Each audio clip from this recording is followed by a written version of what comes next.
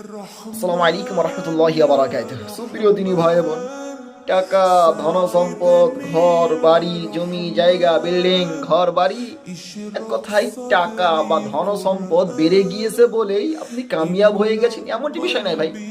ধন সম্পদ বেশি হয়ে যাওয়া বা গাড়ি বেশি হয়ে যাওয়া এর মানে আপনি কামিয়াব জিতে গিয়েছেন এমনটি নয়। পৃথিবীর যে কোনো মায়ের বেটা অর্থাৎ গ্রামের যদি আপনাকে কোনো মানুষ বলে আপনি কামিয়াব নয়। যতক্ষণ পর্যন্ত আল্লাহ সুবহানাহু ওয়া তাআলা না বলবেন ততক্ষণ পর্যন্ত আপনি কামিয়াব হতে পারবেন না। আপনার ভুল ধারণা। আর ধর্ম একজনের কথা চলে, তিনি মুহাম্মদ। তিনি বলতেছেন, হাদিসের রাবি আব্দুল্লাহ বিন ওমর, তিনি বলেন যে রাসূলুল্লাহ সাল্লাল্লাহু আলাইহি ওয়াসাল্লাম বলেছেন, আরবাউন ইযা কুননা ফীকা ফালা আলাইকা মা ফাতাকা মিনাদ দুনিয়া। হে আদমের ছেলে মেয়ে, যদি তোমাদের কাছে চারটা জিনিস থাকে তাহলে দুনিয়ার সব কিছু হারিয়ে গেলেও তোমার কোনো সমস্যা নেই। আপনার ঘর চলে গিয়েছে, কোনো টেনশন নেই। আপনার জমি জায়গা চলে গিয়েছে, কোনো টেনশন নেই। আপনার ঘর নেই, কোনো টেনশন নেই। আপনার টাকা নেই, কোনো টেনশন নেই। একথা আমি বলছি না, একথা আল্লাহ রাসূল সাল্লাল্লাহু আলাইহি ওয়াসাল্লাম বলছেন। তিনি বলতেন যে আরবাউন ইযা কুননা ফীকা ফালা আলাইকা মা ফাতাকা দুনিয়া। হে আদমের ছেলে মেয়ে, যদি তোমাদের কাছে চারটা জিনিস থাকে তাহলে দুনিয়ার সব কিছু হারিয়ে গেলেও তোমাদের কোনো সমস্যা নেই। এক, হিফজু আমানাতিন, আমানত রক্ষা করা। আমানত রক্ষা করা এখন বর্তমানে খুবই জটিল হয়ে পড়েছে।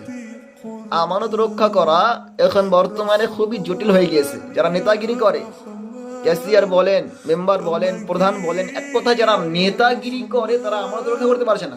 দুই, সিদকু হাদিসিন, সত্য কথা বলা।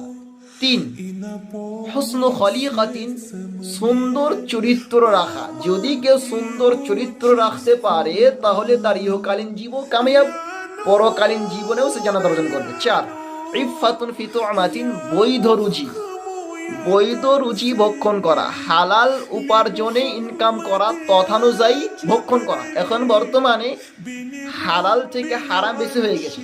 আবু হুরায়রা রাদিয়াল্লাহু তাআলা আনহু হতে বর্ণিত, তিনি বলেন যে রাসূলুল্লাহ সাল্লাল্লাহু আলাইহি ওয়াসাল্লাম বলেছেন, হাদিস বুখারীতে পাবেন, বুখারী হাদিস নম্বর 1083, হাদিসের রাবি আবু হুরায়রা, তিনি বলছেন রাসূলুল্লাহ সাল্লাল্লাহু আলাইহি ওয়াসাল্লাম বলেছেন, ইয়াতি আলান নাসি জামানুন লা ইউবালিল মারউ মা আখাযা মিনহু আমিনাল হালালি আম মিনাল হারাম। অচিরেই আমার উম্মতের সম্মুখে এমন একটি যুগ আসবে, এমন একটি কাল আসবে, লা ইউবালিল মারউ, সেই মানুষটি পরোয়া করবে না, ভাববে না, মা আখাযা মিনহু আমিনাল হালালি আম মিনাল হারাম, সে হালাল পন্থায় উপার্জন করছে না হারাম পন্থায় উপার্জন করছে। যদি আজকে মুসলমানেরা বা যদি কোনো মানুষ মনে করতো যে হালাল হারাম বাছাই করব, তাহলে সে আর সুদ ভক্ষণ করে সুদ খেয়ে কোটিপতি বানতো না। যদি আজকে মুসলমানরা ভাবতো যে হালাল হারাম বাছাই করব, তাহলে